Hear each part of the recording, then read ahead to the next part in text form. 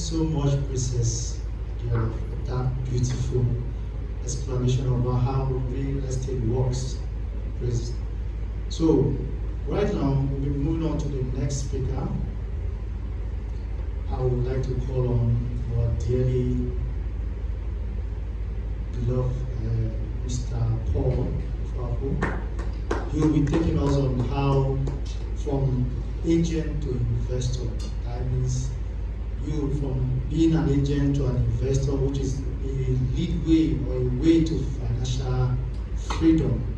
So please, a hand of applause for Mr. Paul. Thank you very much. Thank you very much. And thank you for having me. Rapavo, beautiful name. It's a name that has come to stay. Okay, I'm supposed to speak on how you can become an investor from a realtor. The dream of every realtor agent is to ultimately become an investor, become that thing that they market. They wish to have their own product and deliver it to the market. That's the dream. That's the final dream of most realtors, if not all. And I'm here to speak on that for the next few minutes. So I pledge you to hear me clearly. So if the technical is ready, can we? Okay. So talking about being a realtor, of course, everybody knows who a realtor is. We're talking about real estate. Real estate are people that real estate is a market that people that drive it are called realtors. So when you're into real estate and you drive the market, regardless of the direction, you are a realtor. That being said, how do you now become that ultimate, or how do you arrive at that ultimate goal? You want to have your edifice. You want to have your signature building. Just put one building, Destiny Homes. In fact, there's one we call Destiny Homes around. You just have that signature building, and all your visions about setting it up have been there. But how you arrive from stage one to that stage is what we're going to discuss about. So first, I would like us to talk about number one on the list, because I have very few minutes. I have just six points that we'll discuss about on how to make it happen. Before I go into the 6 points, there was something that we all need to understand. There's the element of God's grace in everything that a man does. You know, you can be very smart, you can be very intelligent, you can have all the visions in the world, but if you don't have the element of God's grace, you might not be able to yield that result that you really need to yield. So the first thing first is having that element of God's grace. Now, going into how to, from a realtor, become an investor, there are 6 points that I outline here. The number one point is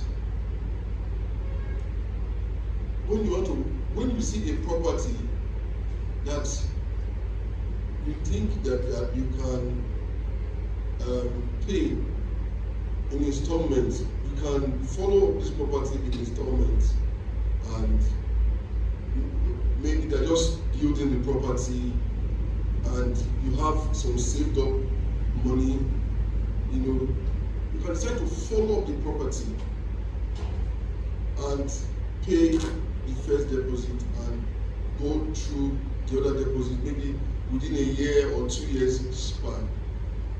Now, doing that, of course, you must be able to understand your inflows, your monthly inflows, in terms of your capital base. And the fact that you like a property is not just enough. You must understand that. You must understand that it's very, very, very, very likely that you have to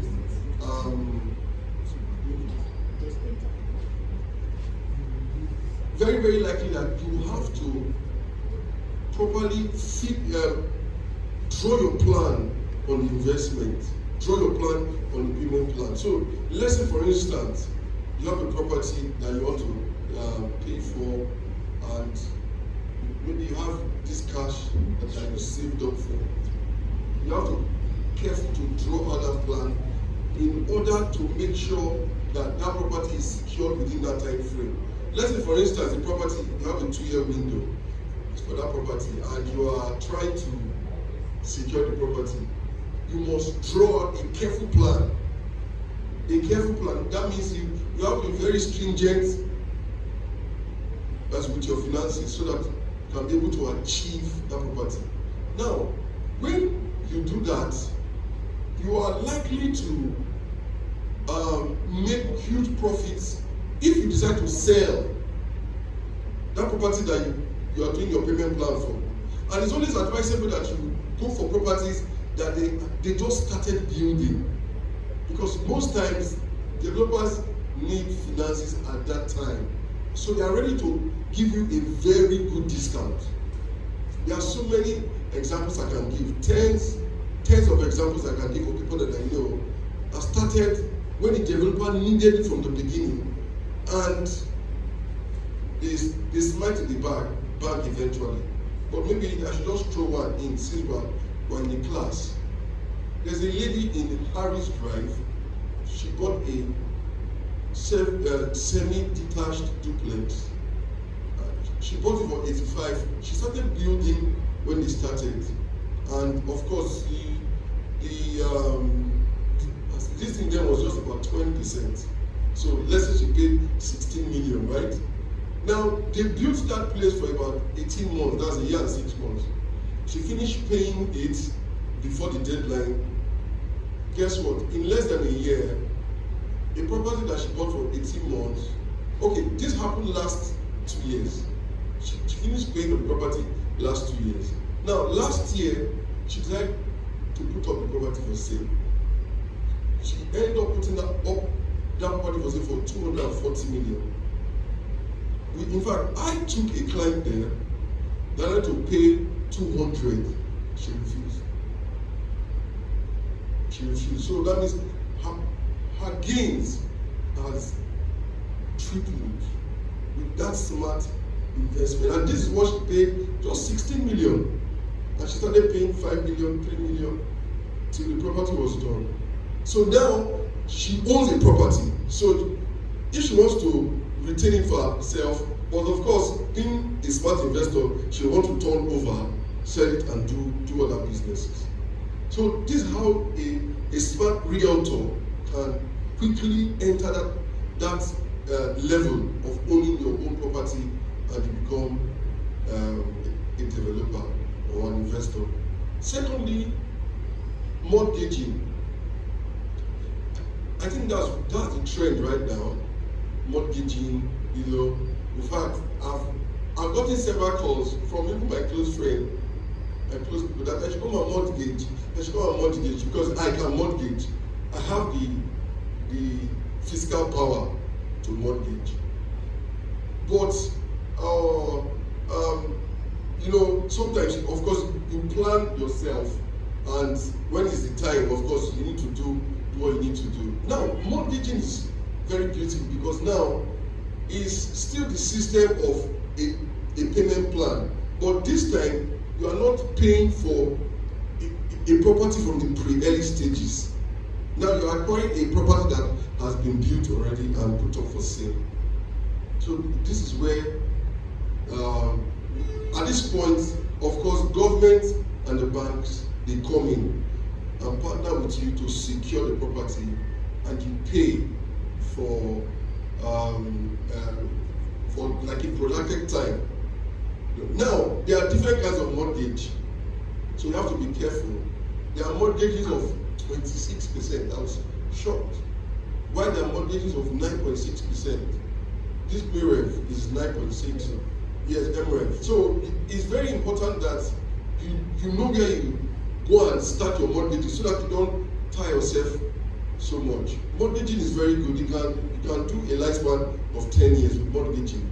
So you can pay at your own pace. In fact, mortgaging is even more simpler because of the lifespan. You can stretch for 10 years and just be paying. You can be paying 1.5 million monthly, 2 million, and you move into the house. That's the beautiful thing about mortgage. You move into the house. So let's assume, for instance, you are buying a property of maybe 120 million, and you have maybe like 30 million in the bank. So now you know that you need extra 90 million for you to acquire that property. That's where the government comes in, and that's where the bank comes in. Of course, when you do this, because of your drive, there's no way how you have to wait till 5 years before you pay off the property.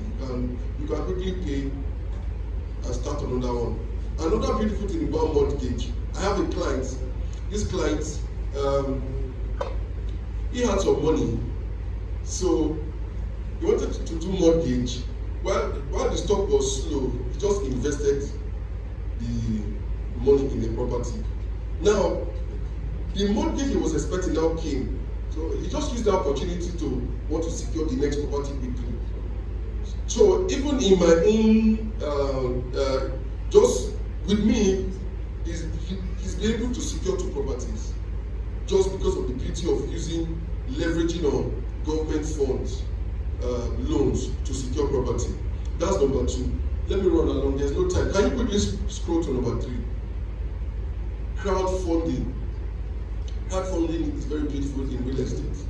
In fact, this crowdfunding is a very beautiful idea that somebody has made money from. This is the quickest way to make money. If you have a clique of friends, let's say 5 of you want to make money, very simple.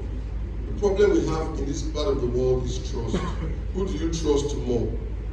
Now, you can build a very good mutual arrangement, good MOU to secure everyone when you are going into a crowdfunding. But the beauty of a crowdfunding is that when you have the same vision, the same goals, you can quickly have a good turnover.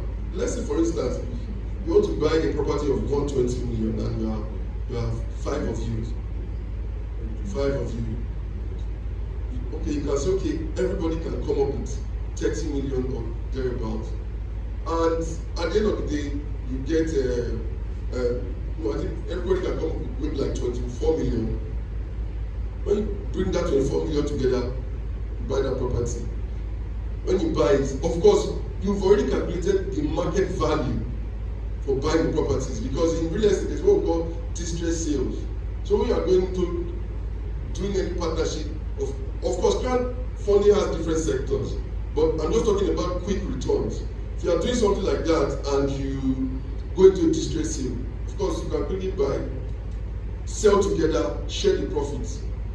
So you can get a profit, you can get a very good deal, and everybody walks home with 10 million in his pocket at the end of just a month's deal. You see? Now, another aspect of crowdfunding that really boosted a lot of people in real estate, including a friend of mine that was a realtor. Because not just a friend of mine, like 2 or 3 of them, they really made it so big. In fact, we used to stay in this estate together, me and one of them. She got partners that they came together, they went inside the bedroom, bought lands for 500,000, cleared out the land, many acres, cleared out the land, and in less than a year, they were already selling for 10 million. So they made a lot of money. It was an explosive. In fact, the projection was to big. And today she's now, she has spread to other states because this is now her own style of real estate. She does not develop to build. All she just does, she goes to hinterland. Now she's going to Ogun, Benin, Oyo to go and buy land. What she does now is her partners, they come together, they buy this land, develop it, put some kind of fence around it, perfect the title, and now start selling in square meters. And she's really big today. I know where she started. That's another way you can make very good investment. Running along, I talked about flip market. Flip market is fantastic. Flip market is very good, especially when you have some savings. You target distressed properties. You go for them. When you go for these properties, of course, I and someone, we did one just a while ago. We did one and we were able to get some good funds from it. You target properties that are low in the market, you go for it, and you make profit from it. Sometimes you might not necessarily even pay for the whole property. You can just put down an amount, have an MOU and understanding with the owner of the property, and at the end of the day, you sell, you make money, you give him his balance, and everybody goes his way. So flip market is a very beautiful way to quickly double your money. So if you are a realtor, look towards flip markets because there are many distressed properties around. But you really have to have good network for you to get properties that you can make a lot of money from. That's on that note. Of course, number 5, stocks, bonds are fixed. Savings. You don't just allow your savings lie low. You let them work for you. Put it in bonds. You make some money off it. And of course, this is a more slower form of acquiring much in a long distance. But if you don't have a good idea yet on what to do with your savings, you're not going to let them be just behind you. You can just let them get like $1 million or 2 on top of them after every quarter. So I think stocks or bonds, they are very good. They are good form of investment, especially when you make money from sales. You don't just eat all those money. As you calculate a portion of it and save it, keep it, and let it turn out for you. Lastly, of course, your talents or your profession. That's what I mean by when you maybe you have this talent. So if you really want to be wealthy, you cannot just be on one line of business. Yes, you can't just be exactly on one line of business. You have to diversify, and the best way to diversify is to do what you also know how to do best. Real estate is what you know how to do best now, but you also there's another passion that you have that you know how to do best. It's good to invest in that passion because our naira has been weakened, and we run a global economy now. If you want to flow, you have to make sure that you diversify and get other businesses running. So I think if you can go into any of these points that we just raised, in a short possible time, you are able to galvanize funds and increase your capital. So thank you very much for listening.